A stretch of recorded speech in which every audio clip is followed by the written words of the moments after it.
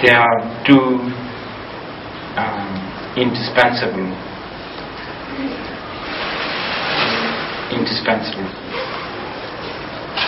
method or skill in order to achieve enlightenment, and they are purification of defilements and accumulation of merit and wisdom.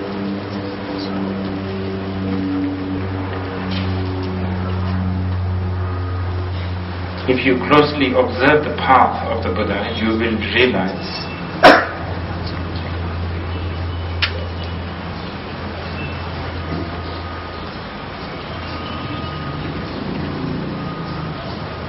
a big aspect or a character of the path consists these two elements: the element of purifying the defilements and accumulation of merit of wisdom.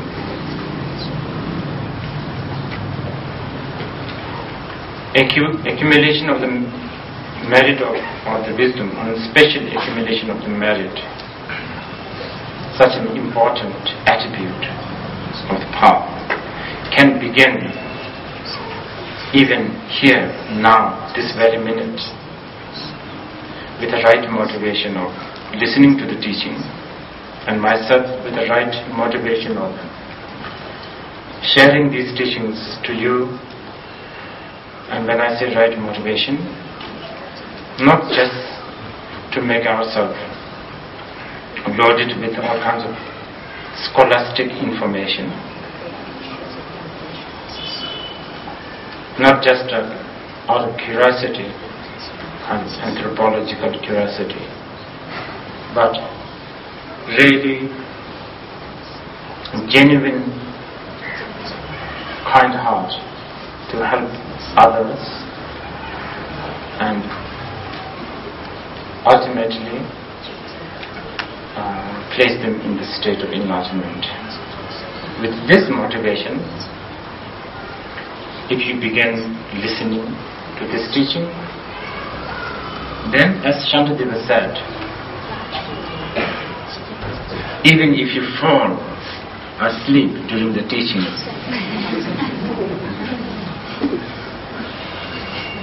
somehow you will accumulate the merit effortlessly.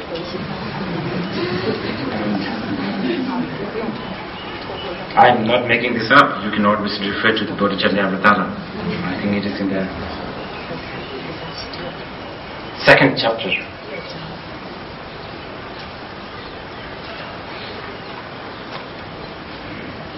So, for this reason, once again, I remind you to tune the right motivation, generate the right motivation.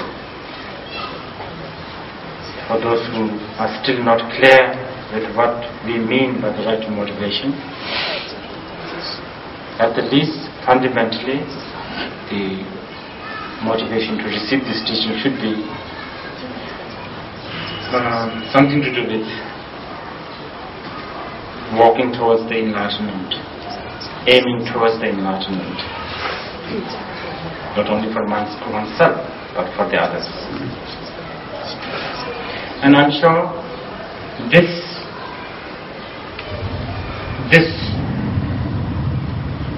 attitude of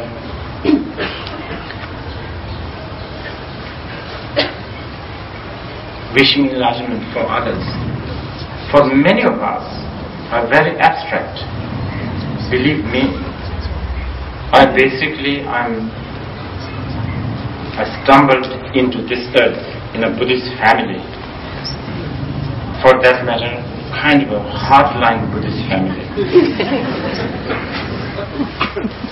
So, it is now almost half a century that I've been Buddhist. And even now, to me, this concept or this attitude, wishing enlightenment for all sentient beings, to me 99.99 times is abstract. Great Nyingmapa Master Bajra Rinpoche said, to wish enlightenment for all sentient beings is actually much more easier than to wish enlightenment for one person. For many of us, such is the case for myself. But we should not discourage, because many beginners like yourself and like myself, we have to begin somewhere, and our starting point is what we call aspiration bodhicitta. And this is what we can do, this is what we should do, and this is the most economical thing to do, and it has so much benefit.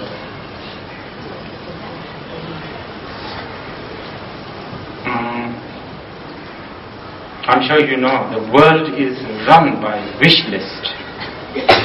It is the wish that is running the world. Even in our mundane expression, we have expression, it is the thought that counts. Birthdays, death anniversaries, special occasions, we send cards, and it actually does make people happy to receive this ridiculous card. They are the most useless thing actually, but it does help make people happy. So wish has such a power. It is the wish that actually generates this powerful action. It is the strong and determined wish that really develops this courage. There are so many benefits practicing what we call aspiration bodhicitta. Among many, someone who practices aspiration bodhicitta, at the least, this person also practices humility. Because when you are wishing, when you are aspiring, you are automatically admitting that you don't have what you are wishing for.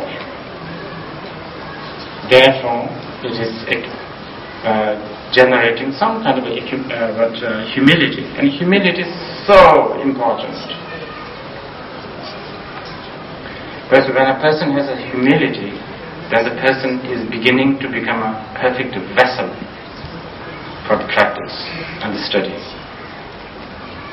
So, even though it may sound very abstract and almost like a poetic to wish enlightenment for the all sentient beings, it is one wish that you should not forsake.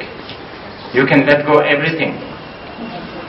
You can really do without a lot of things, but an aspiration bodhicitta, if you can keep that consistently, sooner or later you will end up becoming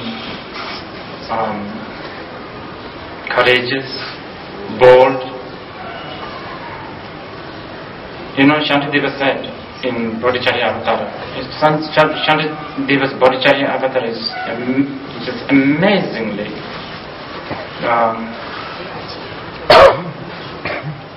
user-friendly, guidance to the infinite and powerful bodhicitta practice. Shantideva even suggests to practice the generosity by giving things like vegetables and you start giving from right hand to the left hand. That sounds kind of ridiculous, like right hand to the left hand. But that, for the great bodhisattvas of the past, who had seen the benefit of the bodhicitta, they so much wish that the beings, the follower of the Buddha Dharma, they so much wish that this is one thing they would, in the future or at all times, treasure. So there are so many skills, methods, reminders to think about the bodhicitta.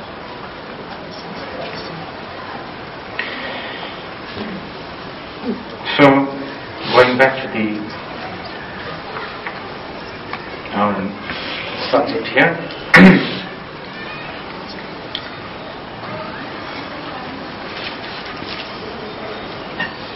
Jitendra Tapajan said,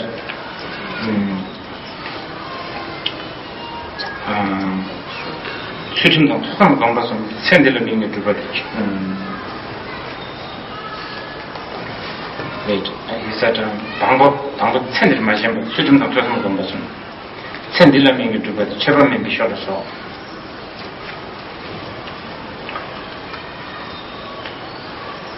And I said, anyway, one thing, as I told you yesterday, I'm very bad at keeping the track. So, I'm going to jump to this parting from the four attachments constantly. This keeping the track, I'm going to rely on this man. I'm sure he's ready to keeping the track.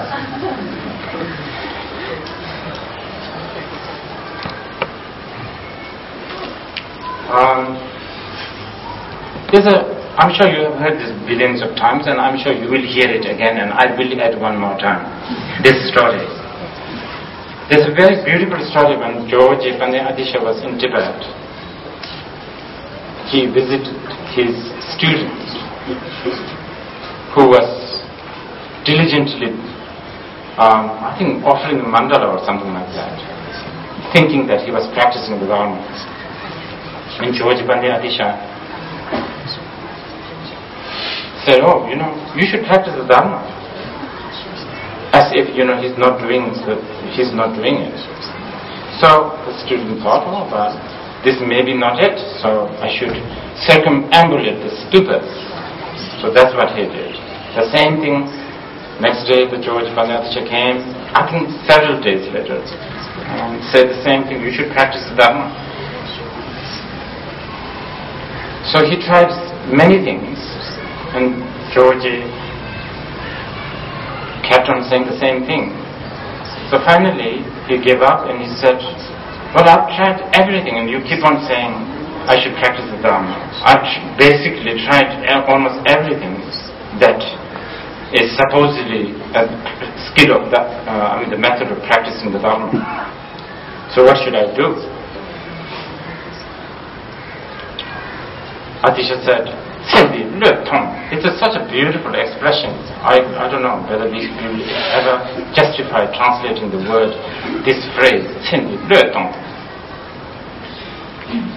basically give up infatuation to this life.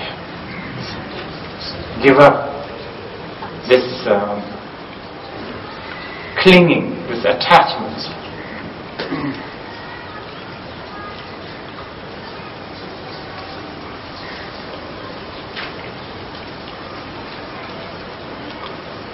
I forgot to add one connotation of the word Shamba yesterday.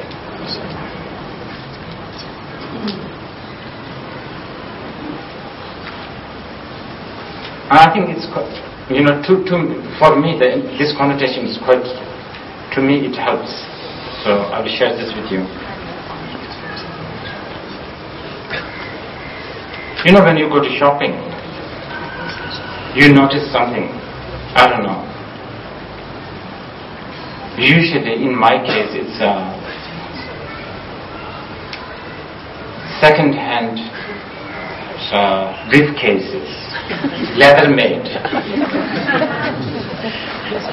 something like British or Italian or something like that. The old ones. So you walk past and then you see this, some antique shop or a second-hand shop. And you see that and you notice this. Days, sometimes months, sometimes about a year, your mind goes back to that.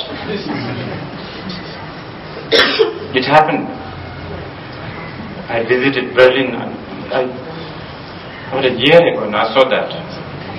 And often this thing, that suitcase, that was really good, I should have bought it. My mind goes back there. This is kind of a shamba. And the first thing, next time when I visited Berlin, the first thing I did was to go to that shop. And this time, because the shamba was so strong, that I didn't even negotiate.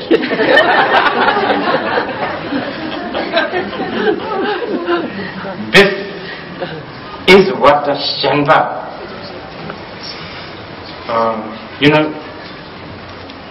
no matter what you do, no matter how you try to divert your attention to somewhere, it somehow finds its way back to whatever object you are attached to. And sen bila shena chobamin, if you have attachment to this life, you are not a Dharma practitioner. This was exactly the same thing with Atisha Dipankara's comment to his student. If when the student asked what to do, he said, give up attachment to this life. And this, if you think, for us, like the suitcase, for us, no matter what we do, we always will find a way to come back to this life. And if this life is important, then you are not really a Dharma practitioner. Wow, this is a very, very big statement. You might think, okay, I should resign my job, tell goodbye to all our family, and then become a nun or a monk in some monasteries here. And then therefore you have at least accomplished the first parting from the four desires. You should not kid yourself thinking like that. Because you don't have to go anywhere to really witness the living proof that is not always the case. And that living proof is myself. We, the Dharma practitioner, so-called Dharma practitioner, and in many ways I envy you. You don't have Rinpoche's name. You don't have all these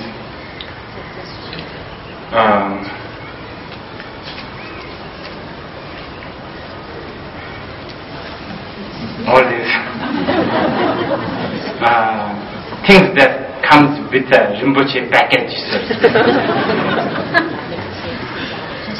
I don't know with many other Rinpoches, but I, for one, I can tell you. So for the monasteries, Dhamma centers, teachings, all of these, no matter how much we try, there is always an element of serving this life. it always ends up becoming a tool or a means to serve this life. For instance, as I was saying yesterday during the motivation, if I'm teaching you right now, and if my motivation is to really make you, make you fall for my words, make you feel, if my motivation is to impress you, what I'm trying to do is I'm giving you teaching, and my motivation is trying to impress you. So it's coming back to this life. By making you impress with me,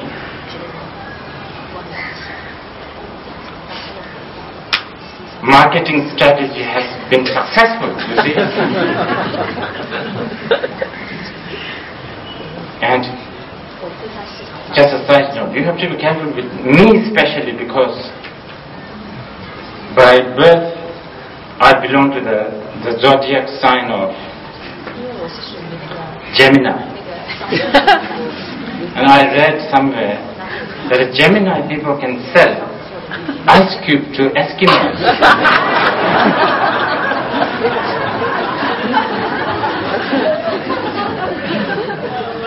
So, anyway, really, thinking about this life, fame, for instance, so much hypocrisy, really, I will use myself as an example. So much hypocrisy, and especially, I don't know about the West, but we in Asia, and especially Indians, Chinese, Tibetans, we have so much old culture and traditions. As much as old culture and traditions are so valuable in one way, they also create lots of hypocrisy.